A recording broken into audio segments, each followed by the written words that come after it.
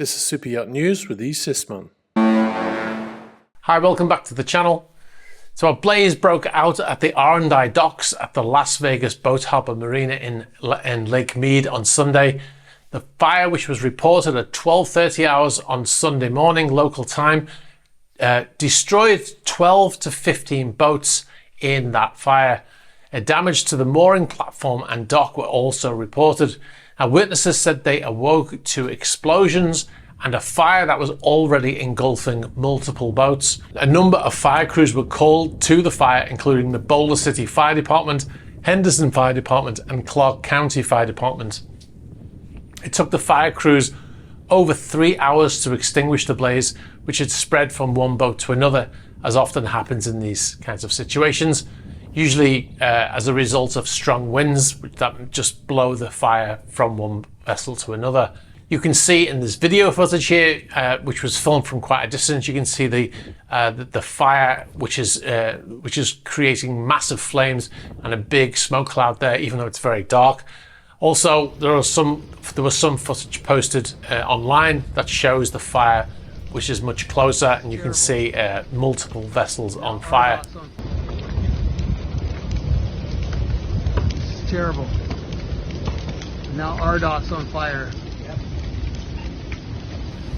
Now, all of the owners of the boats have been notified of the incident by the staff at the marina, and the statements by the fire department said the damage was limited because of the quick action of the people at the scene. The parts of the marina remain closed, however, the public access is still available to the areas unaffected by the fire. There is currently no explanation for the cause of the fire, but the fire is an ongoing investigation. A couple of injuries were reported. One boat owner was transported to hospital and treated for burns, and a firefighter also sustained minor injuries. If you were on scene, please get in touch if you've got any idea what may have caused the fire to start. Let us know. You can contact us through the email address, which will be at the end of the video. All right, we'll move on to our next story. A motor yacht, Nord, has reappeared on AIS after a long period of darkness. The 142 metre or 465 foot yacht, which belongs to sanctioned owner Alexei Mordashov, has been evading Western authorities since the start of the war in Ukraine. After initially fleeing to Vladivostok at the outbreak of the war, the yacht, which was removed from the Cayman Islands flag because of the sanctions of the owner, was later reflagged in Vladivostok in Russia, where she was laid up at the time. Since then, the yacht has made multiple trips into the Indian Ocean, going dark soon after and then turning up in various places such as the Maldives, the Seychelles, in Dubai, and even in Hong Kong. The yacht has developed a pattern of switching off AIS after leaving the Malacca Straits, heading west, usually with a fake destination in her AIS. Once she switched off the AIS, then she goes to a different location. One year she put in that she was going to South Africa, which caused a bit of a stir in South Africa as to whether they were going to allow the vessel to dock or not. But the vessel had no intention of going there, and it ended up in the Maldives 9 days later. In the last 2 years, the vessel has done this multiple times in almost the identical location after leaving the Malacca Straits, and also almost to the date of the previous time. Well, she's reappeared in that same place once again, this time heading east towards the Straits of Malacca, where AIS is required for transit. Now, if ever we needed to confirm that the switching off of AIS was deliberate, then this would be it, because there is a pattern here that's been established by this vessel over the last 2 years. Switched on AIS at approximately 10:30 hours UTC on the 27th of May, and headed through the Straits on the evening of the 29th of May.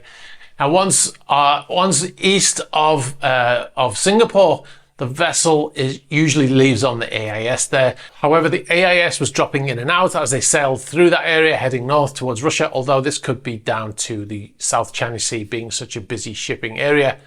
The vessel arrived in Vladivostok, I think, on the 8th of June, which is in Russia. Now, a lot of people always ask, how is it they can get away with this? Well, the get out of jail free card seems to be that switching off the AIS, which is set in the rules by the IMO, state that the AIS can be switched off if the captain feels the ship is under imminent threat or by broadcasting the location can be a danger to the vessel. However, the captain must notify an authority of their intention to switch off AIS, marking it in the logbook and then switching on as soon as it's safe to do so. However, Nord is now registered in Russia, so it's unlikely they'll be facing any actions by the flag state if they do not do this. All right, we'll move on to our next story. Now, in a recent episode of Super Yacht News, we talked about the 23-meter or 75-foot yacht Nordic Lily running aground on the beach in Spain. Now, in that video, we reported that the captain was airlifted to a hospital. Now, it turns out from new reporting that the captain became ill before the vessel grounded on the beach. As a result, the remaining crew members were unable to prevent the vessel from beaching onto that beach in Valencia. The boat ran aground on Monday, the 3rd of June, and the yacht became a kind of tourist attraction with visitors to the beach able to walk right up to the yacht, and they were seen taking selfies and sitting in deck chairs staring at this yacht. Now, on Thursday, the 6th, and Friday, the 7th of June, attempts were made to refloat the vessel with a tugboat and the digger that we showed photos of in the previous video. Also, you can see this video footage here of the digger. They have another digger which is on a floating platform trying to pull that vessel, which was unsuccessful. Now, they also used the diggers to dig a channel behind the yacht to allow it to be pulled backwards into the water. However, they were unsuccessful on those 2 days, but on Saturday, the 8th of June, they tried once again and managed to refloat it. I think this time they were using a tugboat, and they managed to float the vessel, and the vessel was then left at anchor just a few meters away from where she had been previously beached. So let's hope the captain recovers from whatever illness he has. All right, guys, we've got loads of extra footage and behind the scenes footage on our Patreon page. So if you want to see that or you want to support the channel, please check it out at patreon.com/esysman. Patrons also get advanced access to our features advert free, and they're the ones that are posted on YouTube, and exclusive videos that are never posted on YouTube will be on the Patreon page. So check it out, patreon.com/esysman.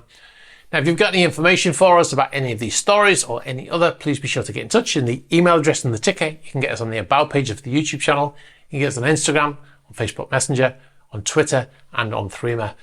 Be sure to like this video and be sure to share it with friends or other people who you think might like the video. Hit the subscribe button and hit the bell for future notifications. All right, guys, thanks for watching, and I'll catch up with you soon. Bye-bye.